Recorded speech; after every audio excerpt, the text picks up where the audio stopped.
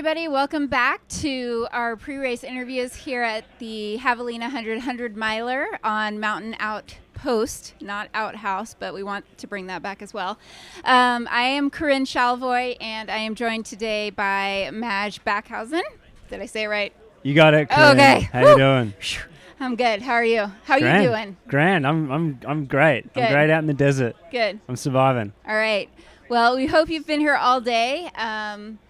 If you haven't, thanks for joining now. And we have some amazing interviews today. Best interview of the day. Best interview of the day right here. We're talking to Big Tex. Big Tex. Ryan Miller.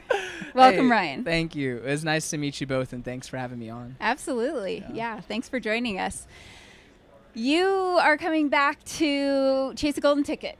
Yep. Correct? Mm-hmm. Yes, I was here at Black Canyon earlier this year. And Okay. It was a good experience. So, the race didn't go exactly how I wanted, but the race itself was a good experience, I should say. Good. And you've also been at Western States before. What makes you want to return to the race? Redemption. Yeah. I mean, just the stage of the competition, the environment, the people there, everything is just awesome about it. And I think everybody desires to be there because of how limited the opportunities are to run it. And I know I want another chance at running it too.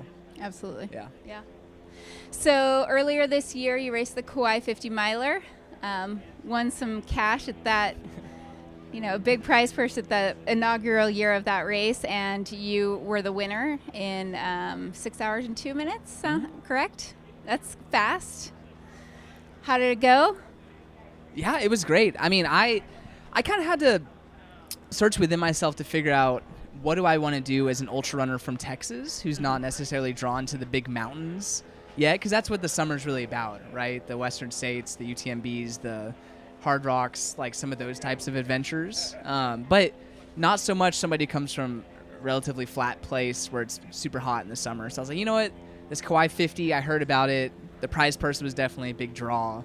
It's like, that's something I could set my sights on and train really well coming from Texas for it. So threw my name in the hat for that, and yeah, it went spectacularly. I worked with like a nutritionist over the summer to really hone in my hydration and carbohydrate intake for the race, and it worked out beautifully. So I'm carrying that over to here at Javelina. And I wasn't actually registered for Javelina until September. I wanted to see how Kauai went before deciding whether to come out here, and I'm here, so it's gone well. Dude, you're pretty selective with your races. So that event, 50 miler, it was a while ago now. Do you just like fill all of that time with training and just make sure that you like go into monk mode and make sure training's really solid? Or like, what's your thoughts and strategy behind being pretty selective with racing? Because like you said, like a lot of people follow certain races these days, and it's almost like it becomes a bit of a norm for trail running or ultra running. But like, I would say that doing a lot of races is probably one of those things too, but you're kind of going the other way in that sense. Yeah, I mean, ultra running just takes, I think, a lot longer to recover from and build up properly to running a really good ultra race. So there's not a ton of opportunities local to me to run like sub-ultra trail races, which are things I would jump into more often. Like earlier this year, I ran the Bandera 25K as part of the Bandera 100K weekend, and that was great. I'll probably do something like that again, or maybe the 50K. But there's just not a ton of opportunity in Texas. So I would rather just select one big race every 3 to 4 months, train for it, put all the prep in, and then head out there to do that. And good competition matters too. And now that Bandera is not a golden ticket race anymore, there probably won't be many, if any, races in Texas that I would necessarily be drawn to until like something bigger comes along, And you're also a dad, correct? Yeah. How many kids do you have? 2. Okay. Maverick and Maxon. Maverick is 3 and Maxon is 1. And they're both sick right now. Luckily, I'm not sick. But my crew chief, my wife, shout out to her. She's amazing. And we made the tough decision for her to stay home with them in Texas to watch over them while they're sick. But luckily, my parents came out, and I'm just super blessed to have them here. And my mom's substitute crew chief, And she was my crew chief for 24 years before, I met my wife.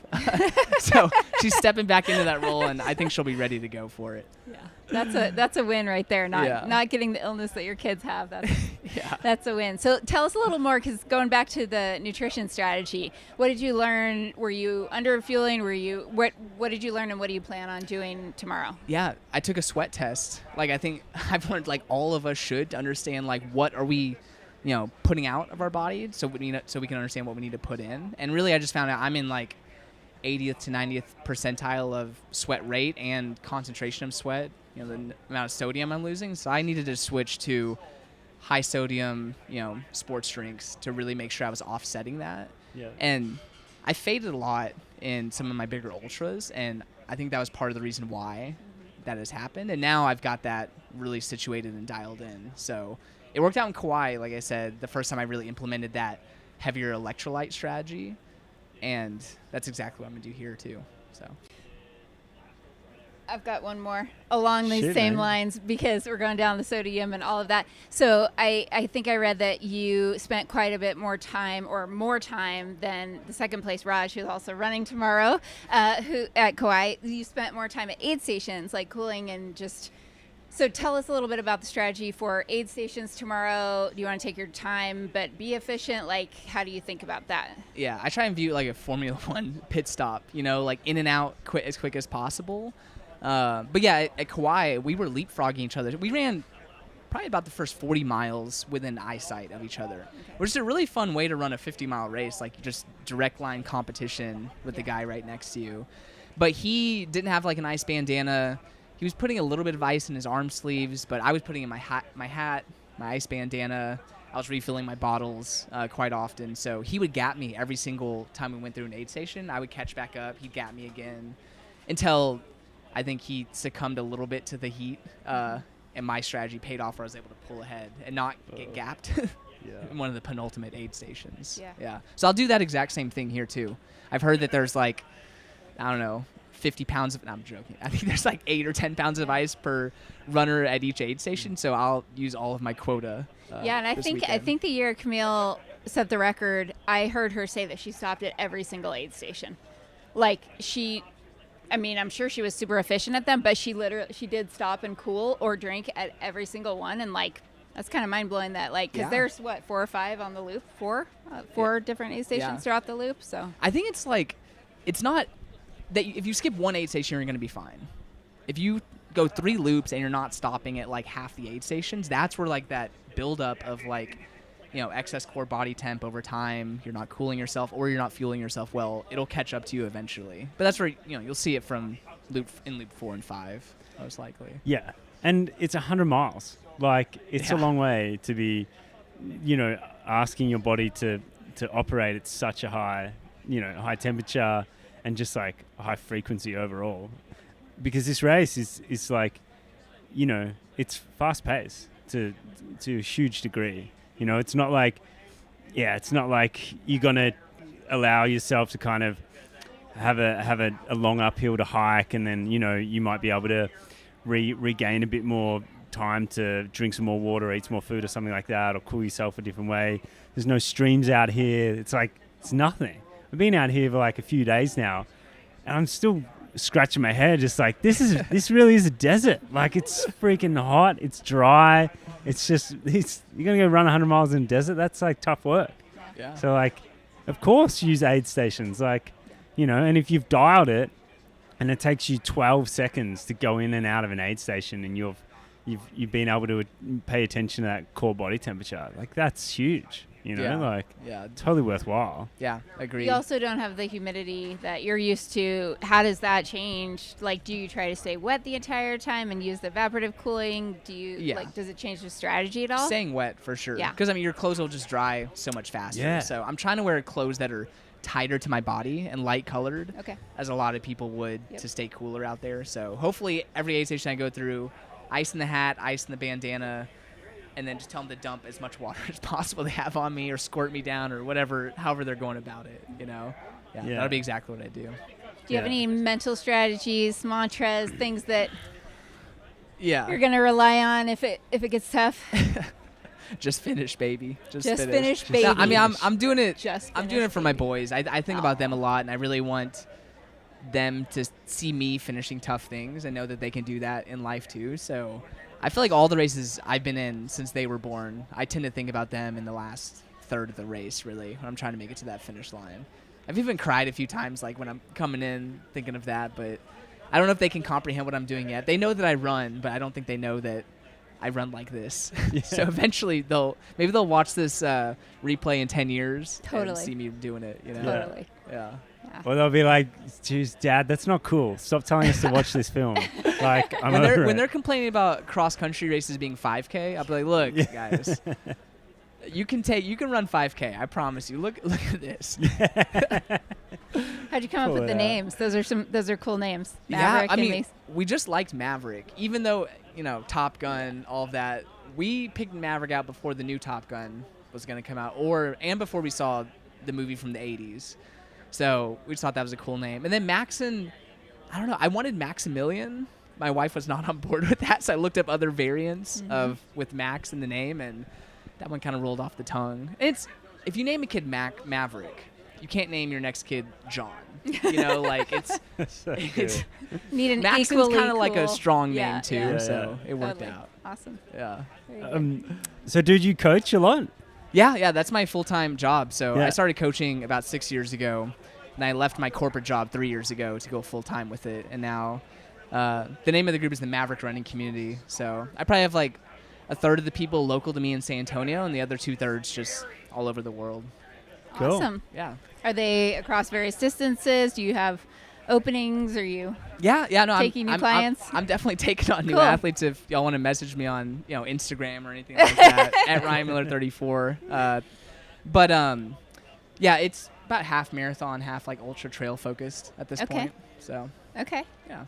And That's what advice would you give your, say you had someone running a 100-miler for the first time, one of your athletes, what would you tell them if they were out here at Javelina? Do you have any athletes out here? 2 at Javelina? athletes I coach Oh, are sweet. here. Yeah, one from San Antonio, one from California. So Mike DeSala and Sean Russell. Let's will be go, out here Mike and running it. Sean.